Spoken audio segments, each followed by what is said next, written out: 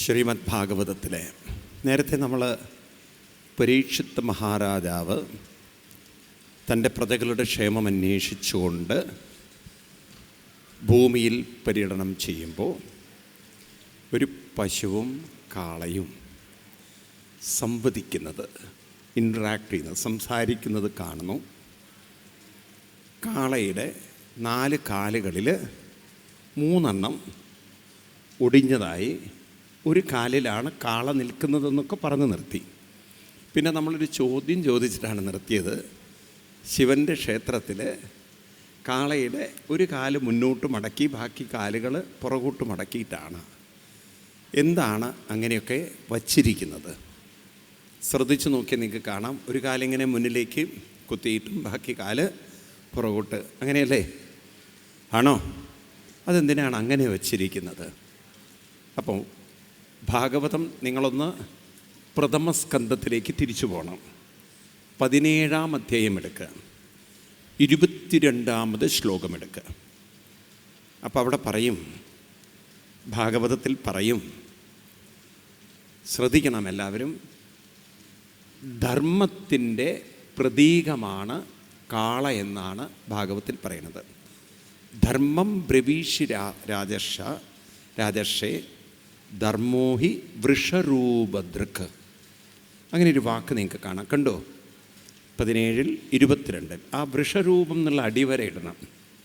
അതായത് ധർമ്മം കാളയുടെ രൂപം എടുക്കുന്നു.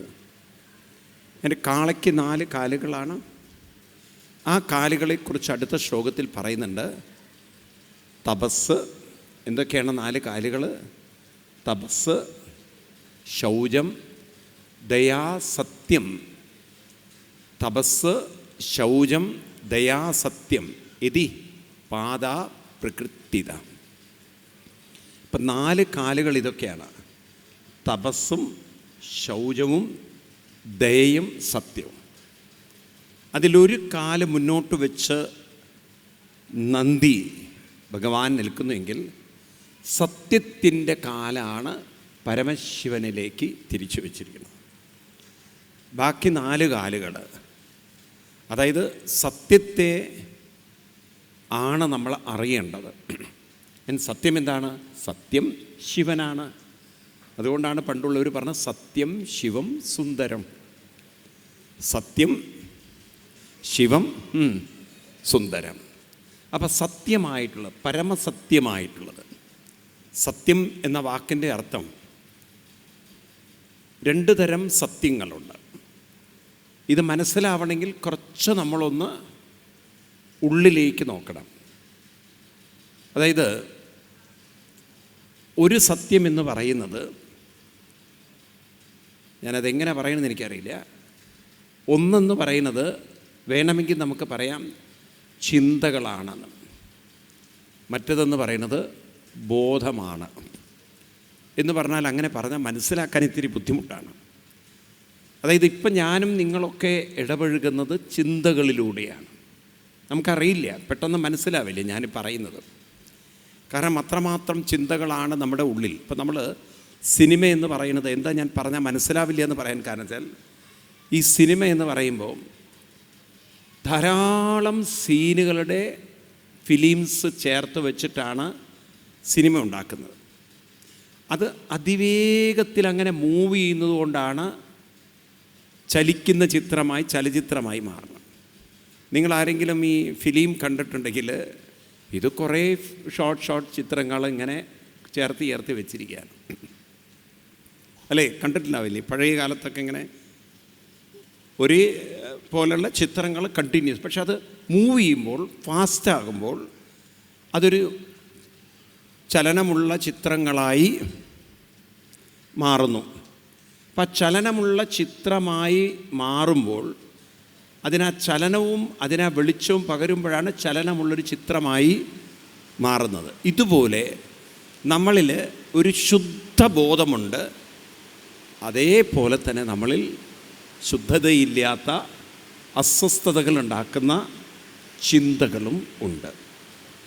ഈ തോട്ട്സ് വേഴ്സസ് കോൺഷ്യസ്നെസ് എന്ന് പറയും. ചിന്തയും ബോധവും ഇതൊരു സൂക്ഷ്മമായ പഠനമാണ്. ഇത് നമ്മളിലേക്ക് നോക്കി കണ്ടെത്തണം. ബോധവും ചിന്തയും ഒന്ന് പറയൂ എല്ലാവരും. ബോധവും ചിന്തയും. ചിന്തകൾ ഇങ്ങനെ ബോധത്തിൽ വന്നുകൊണ്ടേയിരിക്കുകയാണ്. അപ്പം ആ ഒരു സമയം എന്ത് പറ്റുവെച്ചാൽ ഈ ബോധവും ചിന്തയും ഒന്നായി മാറി. അപ്പം ബോധവും ചിന്തയും ഒന്നായി മാറുന്ന ആ ഒരു അവസ്ഥയിലാണ് ഇപ്പം നമ്മൾ നിൽക്കുന്നത്.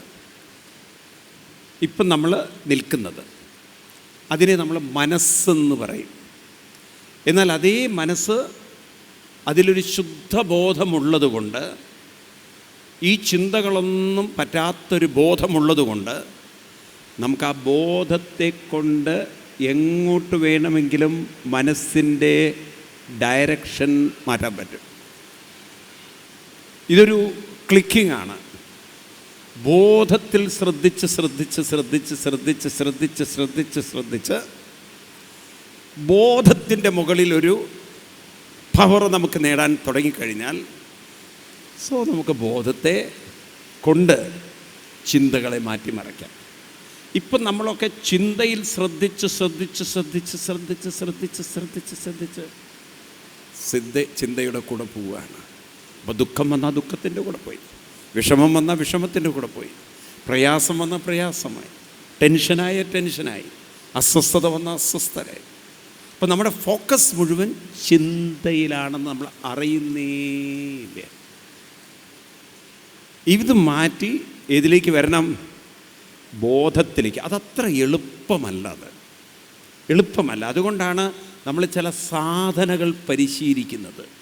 നിരന്തരമായി ജപം ചെയ്യുന്നു. ഇത്തരത്തിലുള്ള ജപസാധനങ്ങളെയാണ് തപസ്സെന്ന് പറയുന്നത്. ഇപ്പം ഡെയിലി നമ്മൾ ജീവിതത്തിൽ തപസ് ചെയ്യണം എന്ന് പറഞ്ഞാൽ ചില അനുഷ്ഠാനങ്ങൾ മുടങ്ങാതെ കൊണ്ടു നടക്കണം.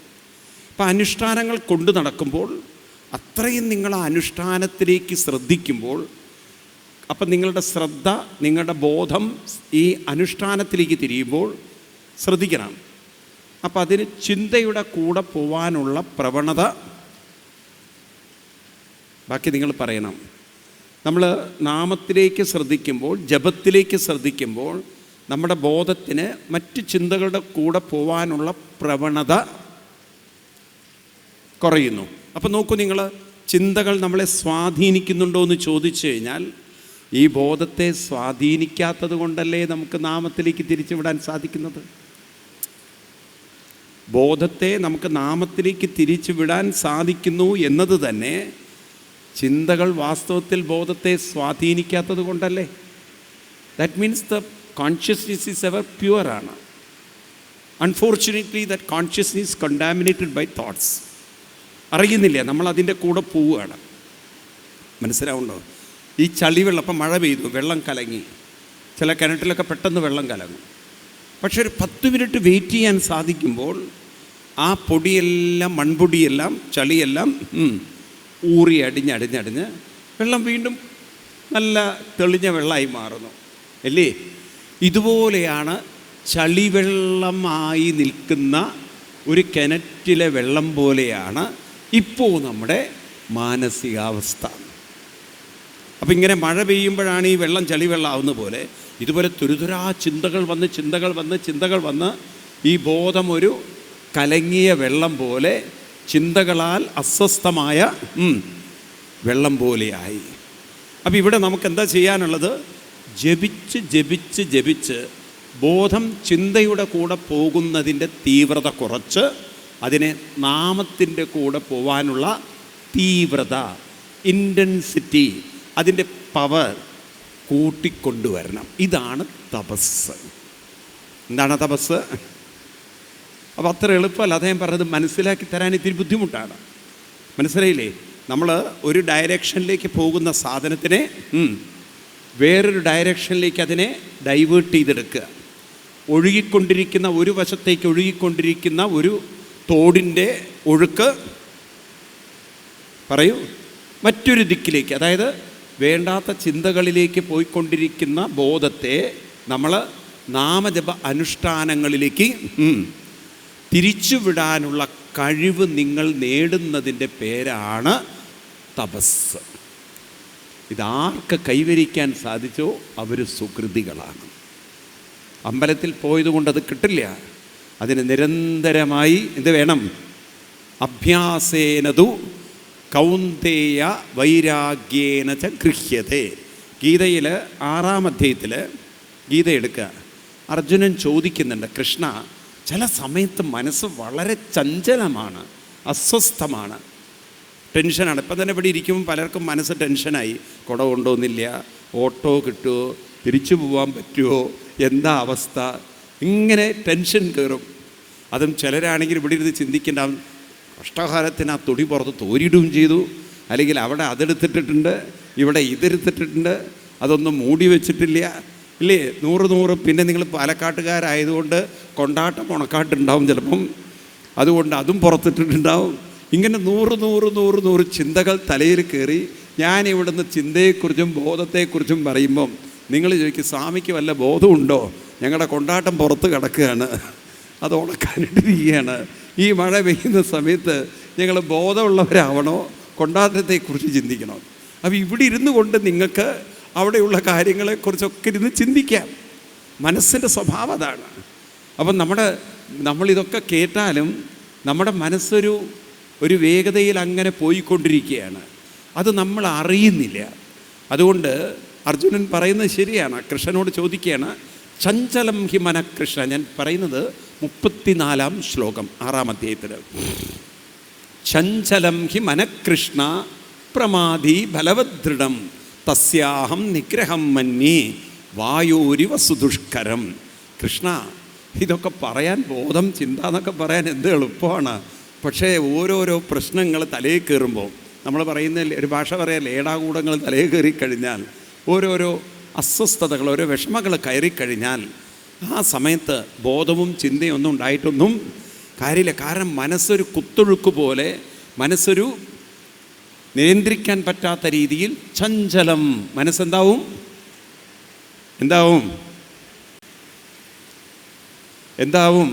ചഞ്ചലമാവും. ഇപ്പോൾ നമ്മുടെ കാതിൽ നിന്ന് ആ സ്വർണത്തിൻ്റെ ആ കമ്മലിൻ്റെ പിന്നിലുള്ള ആണിയൊന്ന് പോയി കഴിഞ്ഞാൽ, എന്താ ശങ്കീരി എന്തായാലും പറയാം അല്ലേ, അതൊന്ന് പോയി കഴിഞ്ഞാൽ, ഞാനിവിടുന്ന് ബോധത്തെക്കുറിച്ച് പറയുകൊണ്ട് വല്ല കാര്യമുണ്ടോ?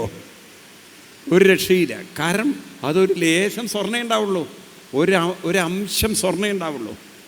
എന്നാലും മനസ്സ് അതിനെക്കുറിച്ച് ഇത് ആരെടുത്തു, ആരെങ്കിലും എടുത്തു, ചിലപ്പം അടുത്തിരിക്കുന്ന ആൾ കുനിഞ്ഞുകൊണ്ട് വല്ലത് എടുക്കുന്നും കണ്ടു കഴിഞ്ഞാൽ അതൊരു പക്ഷേ പേനയായിരിക്കും എടുത്തിട്ടുണ്ടാവുക. അതന്നെ ഇരിക്കുമോ, ഇതന്നെ മനസ്സ് സംശയിച്ചുകൊണ്ടിരിക്കും, ശങ്കിച്ചുകൊണ്ടിരിക്കും. അത് മനസ്സിൻ്റെ സ്വഭാവമാണ്. ആണോ അല്ലയോ? അതാണ് മനസ്സെന്ന് പറയുക. ചഞ്ചലമാണ്, മനസ്സിൽ പിടികിട്ടില്ല നമുക്ക്. അപ്പം അങ്ങനെയുള്ള മനസ്സിനെ പെട്ടെന്ന് അതിൻ്റെ ഗതിവിഗതികൾ മാറ്റിയെടുക്കാൻ സാധ്യമല്ല. അപ്പം കൃഷ്ണനോട് ചോദിച്ചപ്പോൾ കൃഷ്ണൻ പറഞ്ഞു, അസംശയം മഹാബാഹോ മനോദുർനിഗ്രഹം ചലം അഭ്യാസേനത് കൗന്ദേയ വൈരാഗ്യേണ ച ഗൃഹ്യതേ. അർജുന, ഏത് കാര്യവും എളുപ്പത്തിൽ നമുക്ക് മനസ്സിനെ മാറ്റിയെടുക്കാൻ സാധ്യമല്ല. ഇതാണ് നമ്മൾ തിരിച്ചറിയേണ്ടത്. നോക്കൂ, ഈ മനസ്സെന്ന് പറയുന്ന സാധനം, it is impossible to handle. അത് പലരും ലാഘവത്തോടെ എടുക്കുകയാണ്.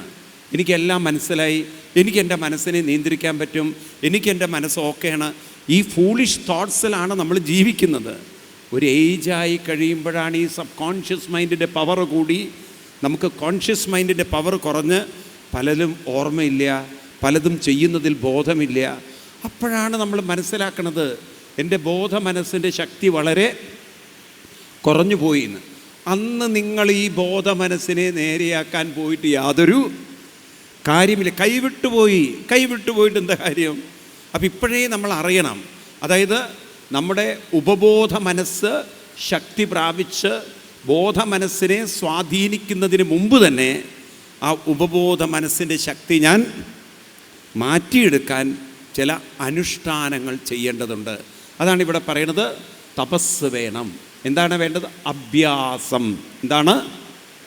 അവർക്ക് പറയണം, എന്തഭ്യാസമാണ് വേണ്ടത്? അത് നമ്മുടെ കയ്യിൽ നല്ലോണം ഉണ്ട് അഭ്യാസം. അഭ്യാസമില്ലാത്തവരാരുമില്ല. ഉണ്ടോ?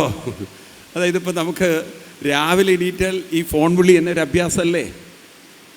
നോദം മിണ്ടാത്തത് ഇല്ലേ? അഭ്യാസമല്ലേ? എന്തൊക്കെ കാര്യങ്ങൾ സംസാരിക്കണോ, എന്തൊക്കെ കാര്യങ്ങൾ മറ്റുള്ളവരോട് പറയണം. ആവശ്യമുണ്ടെങ്കിലും ഇല്ലെങ്കിലും വർത്തമാനം പറയുന്നതിലൊരു കുറവുമില്ല. നിങ്ങൾ നോക്കൂ, ഒരു 10 മിനിറ്റ് ഞാനിപ്പോൾ ഇവിടെ നിർത്തിക്കഴിഞ്ഞാൽ അപ്പം അഭ്യാസം തുടങ്ങും. ഓരോരോ കാര്യങ്ങളെക്കുറിച്ച് ചിന്തിക്കാനും പറയാനും നാട്ടുവിശേഷങ്ങളും വീട്ടുവിശേഷങ്ങളും ഒക്കെ നമ്മൾ നിർത്താതെ സംസാരിക്കും. എന്നാലൊരു 10 മിനിറ്റ് ശാന്തം ഉപാസീത, ഈ ലോകത്തെ ഒക്കെ ഒന്ന് മറന്ന്, വീട്ടുകാരെ മറന്ന്, ഭാര്യയും ഭർത്താവും ഒക്കെ ബന്ധങ്ങൾ മറന്ന്, ഇന്ന ജായതേ ഇന്ന മ്രിയതേ, അതുപോലെ നേരത്തെ ശങ്കരാചാര്യ സ്വാമികളൊക്കെ പറഞ്ഞത് കോട്ട് ചെയ്തില്ലേ നമ്മുടെ രാധാകൃഷ്ണൻജി. അതായത് ന പിതാ ന മാതാ ന താത, ഒന്നും എനിക്കില്ല. എനിക്കുള്ളത് ചിദാനന്തരൂപ ശിവോഹം ശിവോഹം, ചിദാനന്ദരൂപ ശിവോഹം ശിവോഹം. ചിദാനന്ദം, പരമാനന്ദം. ആ ഒരു അനുഭൂതിയിൽ കുറച്ചു നേരം ജപിച്ച് ഇരിക്കാൻ ഒരു 10 മിനിറ്റ് ഡെയിലി പരിശീലിച്ചാൽ അത് തന്നെ വലിയ തപസ്സാണ്. 10 മിനിറ്റ്. കൃഷ്ണൻ തന്നെ പറയും, സ്വൽപ്പമപ്യസ്യ സ്വൽപ്പമപി ത്രായതേ മഹതോഭയാൽ. ഇപ്പോഴേ തുടങ്ങി വയ്ക്കണം, ഇപ്പോഴേ തുടങ്ങി വയ്ക്കണം. കുറേ കഴിഞ്ഞാൽ നിങ്ങൾക്ക് കാണാൻ പറ്റും ഉപബോധ മനസ്സിൻ്റെ ശക്തി കുറഞ്ഞ് കുറഞ്ഞ് കുറഞ്ഞ് ബോധ മനസ്സിൻ്റെ ശക്തി കൂടും. അതിൻ്റെ കൂടെ മറ്റൊരു ബോധം ഉണരും. ആ ബോധത്തെ വിളിക്കുന്ന പേരാണ് അവബോധം. പാശ്ചാത്യരായിട്ടുള്ള സൈക്യാട്രിസ്റ്റുകൾക്ക് അല്ലെങ്കിൽ സൈക്കോളജിസ്റ്റുകൾക്ക്, അത് സിഗ്മണ്ട് ഫ്രോയിഡ് എന്നൊക്കെ പറയും, അവരാണ് പ്രധാന ചിന്തകന്മാർ സൈക്കോളജിയിൽ. അവർ ഈ 3 മനസ്സിനെ കണ്ടെത്തിയല്ലോ: ബോധ മനസ്സ്, ഉപബോധ മനസ്സ്, അബോധ മനസ്സ്. Conscious mind, sub conscious mind, unconscious mind. എന്നാൽ ഭാരതത്തിൽ ഋഷിവര്യന്മാർ കാണിച്ചു തരുന്ന മറ്റൊന്നാണ് അവബോധ മനസ്സ്. ഇത് പാശ്ചാത്യർക്കറിയില്ല. അവബോധ മനസ്സ്. നിങ്ങൾ നാരായണീയം തുടങ്ങുമ്പോൾ ഫസ്റ്റ് ശ്ലോകത്തിലുണ്ടല്ലോ, ഭട്ടതിരിപ്പാട് അതാണ് അവതരിപ്പിക്കുന്നത്. നാരായണീയത്തിലെ ഫസ്റ്റ് ശ്ലോകം അറിയോ നിങ്ങൾക്ക്? നാരായണീയത്തിലെ ഫസ്റ്റ് ശ്ലോകം അറിയോ? ഒന്ന് ചൊല്ലു എല്ലാവരും. സാന്ദ്രാനന്ദ അവബോധാത്മകം. നമ്മളത് ശ്രദ്ധിക്കാറില്ല ആ വാക്ക്. സാന്ദ്രാനന്ദ അവബോധാത്മകം, അങ്ങനെയാണ് ആ വാക്ക്. സാന്ദ്ര ആനന്ദ അവബോധം എന്നൊരു വാക്ക്. ഇത് പാശ്ചാത്യർക്കറിയില്ല. അവബോധം എന്ന് പറഞ്ഞാൽ എന്താ അർത്ഥം? അവബോധം എന്നാൽ സ്വതന്ത്രമായ, ശുദ്ധമായ, സ്വതന്ത്രമായ, ശുദ്ധമായ, ശക്തിയുള്ള ബോധം. അങ്ങനെ ഒരു ബോധം നമ്മളിൽ നിറഞ്ഞു നിൽക്കുന്നത് കൊണ്ടാണ് എന്തും ചിന്തിക്കുവാൻ നമുക്ക് സാധിക്കുന്നത്, മനസ്സിനെ ഉയർത്താൻ നമുക്ക് സാധിക്കുന്നത്. ഇത് നമ്മളാരും അറിയുന്നില്ല എന്നർത്ഥം. മനസ്സിലായില്ലേ? അപ്പം നമ്മുടെ ഉള്ളിൽ കലങ്ങിയിരിക്കുന്ന ഒരു വെള്ളം പോലെ ഇപ്പോഴുള്ളൊരു മാനസികാവസ്ഥയെ പലർക്കും അറിയുള്ളൂ. എന്നാൽ ഒരു ചളിയും പറ്റാത്ത വെള്ളം. നിങ്ങൾ നോക്കൂ, ഇപ്പം മഴ പെയ്യുന്നു, വെള്ളം കലങ്ങുന്നു. സത്യത്തിൽ ആ കലങ്ങിയിരിക്കുമ്പോൾ നമുക്ക് ചളിയും വെള്ളവുമെല്ലാം ഒന്നായതുപോലെ തോന്നും. സത്യത്തിൽ ആ ചളി വെള്ളത്തിൽ ഒട്ടിപ്പിടിച്ചിട്ടുണ്ടോ? ആ ചളി മുഴുവൻ വെള്ളത്തെ സ്വാധീനിച്ചിട്ടുണ്ടോ? ഉണ്ടോ? ഇല്ല. പക്ഷെ അത് അങ്ങനെ ചേർന്ന് നിൽക്കുന്നു എന്ന് നമുക്ക് ഒരു തോന്നലാണ്. കാരണം അതാണ് നമ്മൾ കാണുന്നത്. പക്ഷേ ഇൻ റിയാലിറ്റി ആ വെള്ളത്തെ അത് ചളിയുള്ളതാക്കി തീർത്തിട്ടില്ല. അതെങ്ങനെ മനസ്സിലായി?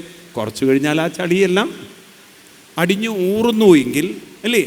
അപ്പം വെള്ളം അതൊന്നും അതിനെ അങ്ങോട്ട് ചളിയൊന്നും ബാധിച്ചിട്ടില്ല എന്നുള്ള ഉറപ്പല്ലേ? ഇതുപോലെ ഒന്ന് ആലോചിച്ച് നോക്കൂ.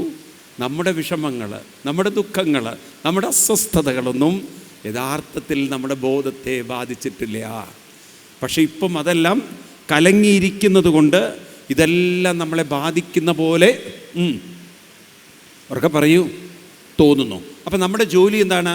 വെള്ളവും ചളിയും അത് കുറച്ച് സമയം കഴിഞ്ഞാൽ സെറ്റിലാവും. പക്ഷെ മനസ്സിൻ്റെ കാര്യത്തിൽ സെറ്റിലാവില്ല. അപ്പം അതിനാണ് കൃഷ്ണൻ പറയുന്ന അഭ്യാസം. അതിനാണ് നമുക്ക് തപസ് വേണ്ടത്. കുറച്ചു നേരം നമ്മൾ മെനക്കെടുകയാണെങ്കിൽ ഈ ചളിയെയും വെള്ളത്തെയും വേർതിരിക്കുന്ന പോലെ ചിന്തകളെയും ബോധത്തെയും നമുക്ക് വേർതിരിക്കാം. അതുകൊണ്ട് ഈ ഭാഗവതത്തെ വിളിക്കുന്നൊരു പേരുണ്ട്, പരമഹംസ സംഹിത. ഭാഗവതത്തെ വിളിക്കുന്ന പേരാണ് പരമഹംസ സംഹിത. ഈ ഹംസം എന്നൊരു വാക്ക് ഭാഗവതത്തിൽ ആവർത്തിക്കുന്നു. എന്താണ് ഈ ഹംസം എന്ന് പറയാൻ കാരണം? അതൊരു പക്ഷിയാണ്, അരയന്നമാണ്, മാനസ സരോവരിലെ പക്ഷിയാണ്. അത് ഭാഗവതത്തിൽ നമുക്ക് പുരഞ്ജനോപാഖ്യാനത്തിൽ കാണുകയും ചെയ്യാം.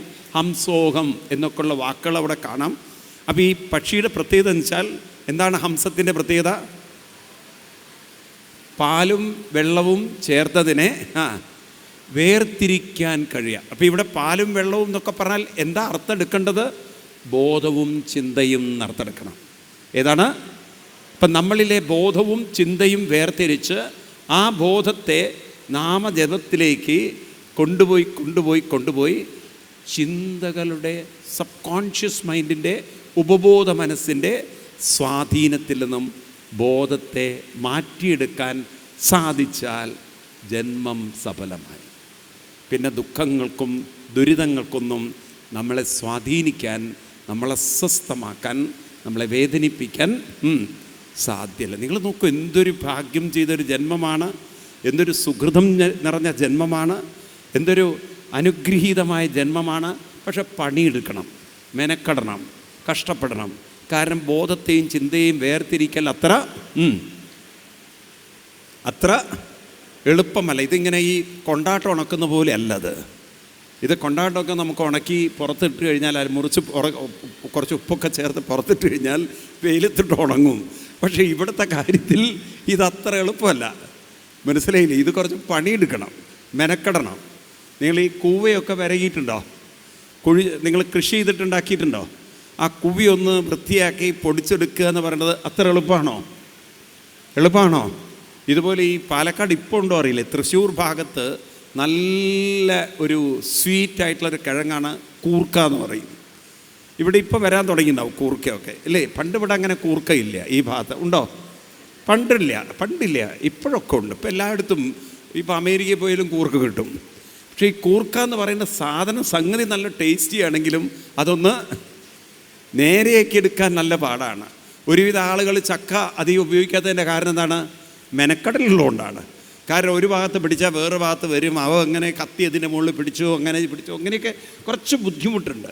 അപ്പോൾ ഒരു നല്ല കാര്യങ്ങളൊക്കെ അനുഭവിക്കണമെങ്കിൽ, ആസ്വദിക്കണമെങ്കിൽ അതിനിത്തിരി പണിയെടുക്കേണ്ടതുണ്ട്. ഉണ്ടോ ഇല്ലയോ? അപ്പോൾ ഈ ബോധത്തെയും ചിന്തയും വേർതിരിക്കേണ്ട കാര്യത്തിൽ എത്ര പണിയെടുക്കണം? അതാണ് കുറേ കാലം നമ്മൾ മെനക്കെടുമ്പോഴാണ് ഒരുപക്ഷെ നമുക്ക് അല്പം അതിൻ്റെയൊക്കെ ഒരു ഗ്ലിംസ് കിട്ടുക. നിങ്ങൾ കണ്ടില്ലേ, ഈ ജ്വല്ലറിയിലൊക്കെ ഈ തമിഴ്നാട്ടിൽ നിന്ന് ആളുകൾ വന്ന് മണ്ണെല്ലാം ബ്രഷിൽ എടുത്തെടുത്ത് ചെറിയ പാത്രത്തിലാക്കി, പിന്നെ എവിടെയെങ്കിലുമൊക്കെ വെള്ളത്തിൻ്റെ ഈ തോടുകളൊക്കെ ഉണ്ടെങ്കിൽ അവിടെ ചെന്ന് ഇത് അരിച്ച് ആ മണ്ണ് കണ്ടിട്ടുണ്ടോ? കാഴ്ച ആരെങ്കിലും കണ്ടിട്ടുണ്ടോ? അങ്ങനെ അരിച്ച് പാവം കിട്ടുന്നത് പോയി കഴിഞ്ഞാൽ ഒരു 1/2 ഗ്രാമൊക്കെ കിട്ടിയെന്ന് വരും. ഒരു ചെറിയ ലേശം 1/2 ഗ്രാമം കിട്ടുമെന്ന് എനിക്കറിയില്ല. അപ്പോൾ കുറച്ചൊരംശം കിട്ടുമായിരിക്കാം. പക്ഷെ അതിനെത്ര മെനക്കടലുണ്ട് നോക്കൂ നിങ്ങൾ. ഇതെല്ലാം അരിച്ച് ഇല്ലേ? ഞാനിത് പറയാൻ കാരണം, ഒരിക്കലും ഞാൻ ഓസ്ട്രേലിയയിൽ പോയപ്പം അവിടെ എൻ്റെ പ്രോഗ്രാമൊക്കെ കഴിഞ്ഞ് ഞാൻ ഫ്രീ ആയിട്ടിരിക്കും. എന്നോട് ചോദിച്ചു, സ്വാമി നമുക്ക് അവിടെ ഒരു സ്വർണ്ണ ഖനിയുണ്ട്, പോകണമെന്ന് ചോദിച്ചു. ഞങ്ങൾ പോവാലോ ഒന്ന്, നമുക്ക് കാണാമല്ലോ ഈ സ്വർണ്ണ ഖനിന്ന്. അവിടെ ചെന്നപ്പം അവിടെ എഴുതി വെച്ചിരിക്കുകയാണ്, 20 രൂപയുടെ ടോക്കൺ എടുത്താൽ, $20 ഓസ്ട്രേലിയൻ ഡോളർ ടോക്കൺ എടുത്താൽ നമുക്കും അരിക്കാമെന്ന്. ഞാൻ വിചാരിച്ചു, കുറേ കാലം കണ്ടതല്ലേ ഈ അരിക്കണതൊക്കെ കണ്ടല്ലേ, ഞാനൊന്ന് മെനക്കെട്ടാലോ ഒന്ന്. അപ്പോൾ അവർ ഈ സ്വർണം ഖനിയിൽ നിന്ന് വരുന്ന വെള്ളമൊക്കെ ഒഴിച്ചു വിട്ടിരുന്ന കുറേ മണ്ണുണ്ട്. ആ മണ്ണ് അരിച്ചെടുത്തു കഴിഞ്ഞാൽ ചിലപ്പോൾ അത് കുറച്ചധികം കിട്ടും, 1 പവനൊക്കെ കിട്ടും. അത്രയും സ്വർണ്ണം അതിൻ്റെ അകത്തുണ്ട്. ഇവിടെ ഈ കടയിൽ കിട്ടുന്ന പോലെയല്ല അത്, അത്രയും സ്വർണത്തിൻ്റെ പൊടി അതിൻ്റെ അകത്തുണ്ട്. പിന്നെ ഇത് അരിക്കാൻ തുടങ്ങിയപ്പോഴാണ് മനസ്സിലായത് എനിക്കതുമായിട്ട് യാതൊരു ബന്ധവുമില്ല എന്നുള്ളത്. കാരണം അതൊരു പ്രത്യേക രീതിയിൽ അരിക്കണത്. എന്നാലേ ആ സ്വർണത്തിൻ്റെ പൊടി മാത്രം ഒരു ഭാഗത്തും ബാക്കി ആവശ്യമില്ലാത്തത്, നമുക്കിത് പരിചയമില്ലല്ലോ ഇത് അരിക്കൽ. ഇത് പറയാം അങ്ങോട്ടായിരിക്കും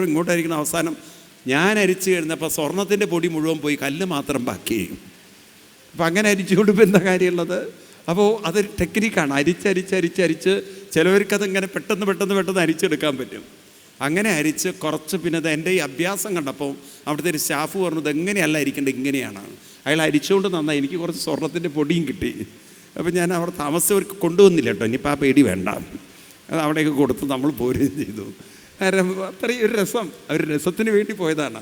അപ്പോൾ പറഞ്ഞു വരുന്നത്, ഒരു ജീവിതത്തിൽ നോക്കൂ, നിങ്ങൾ കുറച്ചൊന്ന് മെനക്കെടാൻ തയ്യാറുണ്ടെങ്കിൽ ദുഃഖങ്ങളേൽക്കാത്ത, ദുരിതങ്ങൾ ബാധിക്കാത്ത, അസ്വസ്ഥതകൾ ബാധിക്കാത്ത ഒരു ബോധാവസ്ഥ, മാനസികാവസ്ഥ കൈവരിക്കാൻ എല്ലാവർക്കും സാധിക്കും. ഇതൊരു ആനന്ദമല്ലേ? ഇതൊരു സന്തോഷമല്ലേ? ആണോ? ഇതാണ് തപസ്. അപ്പം ജീവിതത്തിൽ മരിക്കുന്നത് വരെ എന്ത് വേണം? ഇതൊക്കെ പറയണം, കേൾക്കുന്നില്ല എനിക്ക്. തപസ് വേണം. എന്ത് വേണം? തപസ് ചെയ്യും തോറും സത്യത്തോടടുക്കും തോറും നമ്മൾ ശിവനായി മാറും, ശിവത്വത്തിലേക്ക് അടുക്കും. ധർമ്മവും ശിവനും വാസ്തവത്തിൽ വേറെയല്ല. ധർമ്മം അനുഷ്ഠാനമാണ്. ശിവൻ എന്ന് പറയുന്നത് അനുഷ്ഠാനം കൊണ്ട് നേടിയെടുക്കാൻ സാധിക്കുന്ന നിത്യശുദ്ധ ബുദ്ധ ബോധമാണ്. ആരാണ്? നിത്യശുദ്ധ ബുദ്ധ ബോധമാണ്. അപ്പം അങ്ങനെ നമ്മൾ പരിശീലിക്കണം. അപ്പം തപസ്. രണ്ടാമത്തത് ശൗചം. ശൗചം എന്ന് പറഞ്ഞാൽ എന്താണ്? ശുചിത്വം. അതായത് മനുഷ്യൻ്റെ മനസ്സ് ശ്രദ്ധിക്കണം. നമുക്ക് എപ്പോഴും നമ്മൾ കഴിഞ്ഞു പോയതിനെക്കുറിച്ചും വരാൻ പോകുന്നതിനെക്കുറിച്ചൊക്കെ നമുക്ക് ചിന്തകൾ വരും. ഇതുപോലെ നമ്മൾ നാമം ജപിക്കുമ്പോഴൊക്കെ വേണ്ടാത്ത ചിന്തകൾ വരും. പലർക്കുള്ളൊരു ചോദ്യമാണ്, ഇപ്പം എന്തൊക്കെ ചിന്തകൾ വന്നാലും ഒരു കുറ്റബോധത്തിൽ ജീവിതം കൊണ്ട് നടക്കരുത്. കഴിഞ്ഞതിനെ വിടാനുള്ളൊരു മനസ്സ് നമുക്ക് ഉണ്ടോ? കഴിഞ്ഞത് കഴിഞ്ഞു, ദാറ്റ്സ് ക്ലോസ്ഡ്. ആ ചാപ്റ്റർ ഇസ് ക്ലോസ്ഡ്. അത് വീണ്ടും മനസ്സിൽ അയവിറക്കാൻ ഒരിക്കലും, ഉറക്കെ പറയൂ, അനുവദിക്കരുത്. പലപ്പോഴും പലരുടെയും ജീവിതത്തിലുണ്ടാകുന്ന ചില ട്രാജഡികൾ, ചില വിഷമങ്ങൾ, വേദനകൾ, ഇതവർ ഏറ്റിക്കൊണ്ട് നടക്കുമ്പോഴാണ് ഈ വേദനകളൊക്കെ വിഷാദങ്ങളായി മാറുന്നത്. അപ്പം ശീലങ്ങളായാലും പലതായാലും ചിലത് ഡ്രോപ്പ് ചെയ്യേണ്ട സമയത്ത് ഡ്രോപ്പ് ചെയ്യാൻ നമുക്ക് സാധിക്കണം. മനസ്സിലായില്ലേ? അങ്ങനെ ഒരു ശീലം നമുക്ക് വരുന്നതിൻ്റെ പേരാണ് ശൗചം എന്ന് പറയുന്നത്. എന്താണ് ശൗചം എന്ന്? ഇപ്പം ഈ ശൗചം എന്നുള്ള വാക്കിന് ഒരുപാട് അർത്ഥങ്ങളുണ്ട്. പല ശീലങ്ങളെയും വിടണം. ഇപ്പം ഇന്നിപ്പോൾ ചായ കിട്ടി, നാളെ ചായ കിട്ടിയില്ലെങ്കിലോ ദാറ്റ് ഈസ് ആൾസോ ഓക്കെ എന്ന് പറയാൻ പറ്റണം. ഇന്ന് ചായ കിട്ടിയതും ഓക്കെ, ചായ കിട്ടിയില്ലെങ്കിലും, ചിലർക്ക് ചായ കിട്ടിയില്ലെങ്കിൽ അപ്പം തലവേദന കയറി വരും. അപ്പം വേറെ എന്തെങ്കിലും എടുത്ത് കുടിക്കണം. അപ്പം മനസ്സൊരിക്കലും ചില ശീലങ്ങൾക്ക് അടിമയാവാൻ നമ്മൾ അനുവദിക്കരുത്. അതിലുള്ളൊരു കരുത്ത് നമുക്ക് വേണം. പലർക്കും അവരവരുടെ ശീലങ്ങളെ മാറ്റിവെക്കാൻ, ഒരു ദിവസം മൊബൈൽ ഉപയോഗിക്കാൻ പറ്റില്ല, ഓക്കെ, നല്ലത്. നിങ്ങൾ കേട്ട് കാണും ബാലി എന്ന് പറഞ്ഞൊരു സ്ഥലത്തെക്കുറിച്ചിട്ട്. ഇന്തോനേഷ്യയിലെ ഒരു ഐലൻഡാണ് ബാലി. എല്ലാ വർഷവും മാർച്ച് 30-ന്, നിങ്ങൾക്കറിയാം അവിടെ ഒരു പ്രത്യേകത ഉള്ളത്? ആരെങ്കിലും കേട്ടിട്ടുണ്ടോ അറിയില്ല. എല്ലാ വർഷവും മാർച്ച് 30-ന് മൗനം ആചരിക്കും അവർ. അന്ന് ആരും മൊബൈൽ ഫോൺ തൊടില്ല, അന്ന് വാഹനം പുറത്തിറങ്ങില്ല. എന്തിനേറെ ബാലിയിൽ ഒരു ഫ്ലൈറ്റ് പോലും ലാൻഡ് ചെയ്യില്ല, ആർക്കും അങ്ങോട്ട് പോകാനും പറ്റില്ല. എല്ലാ തരത്തിലും പൂർണ്ണമായൊരു ശാന്തതയാണ്. എല്ലാവരും വീട്ടിലിരിക്കും, ഒന്നിച്ച് ഭക്ഷണം കഴിക്കും, അവരവരുടെ ജപങ്ങളൊക്കെ കൊണ്ട് നടന്ന്, ഒരനുഷ്ഠാനങ്ങളൊക്കെ കൊണ്ട് നടന്ന്, മനസ്സിലായില്ലേ? അങ്ങനെ ഒരു ദിവസം ആചരിക്കും. ആര്? എവിടെയുള്ളവർ? നമ്മുടെ വീട്ടിലും മൗനമൊക്കെ ഉണ്ട്, പക്ഷെ തോണ്ടിക്കൊണ്ടുള്ള മൗനമാണെന്ന് മാത്രം. അപ്പോൾ ഇത്തരം ശീലങ്ങളൊക്കെ ഇടയ്ക്കൊക്കെ ഒന്ന് മാറ്റി നിർത്തിക്കൊണ്ട്, അതിന്നൊക്കെ മുക്തരായിക്കൊണ്ട് നമ്മൾ കുറച്ച് നേരം മനസ്സിനെ സ്വതന്ത്രമാക്കുക. മനസ്സിലായില്ലേ? അതിൻ്റെ പേരാണ് എന്ത്? ശൗചം എന്നാണ്. അപ്പം കഴിഞ്ഞ ചിന്തകൾ, കഴിഞ്ഞു പോയ കാര്യങ്ങൾ, അതൊന്നും മയവിറക്കാൻ ആരെ സമ്മതിക്കരുത്? ആരെ സമ്മതിക്കരുത്?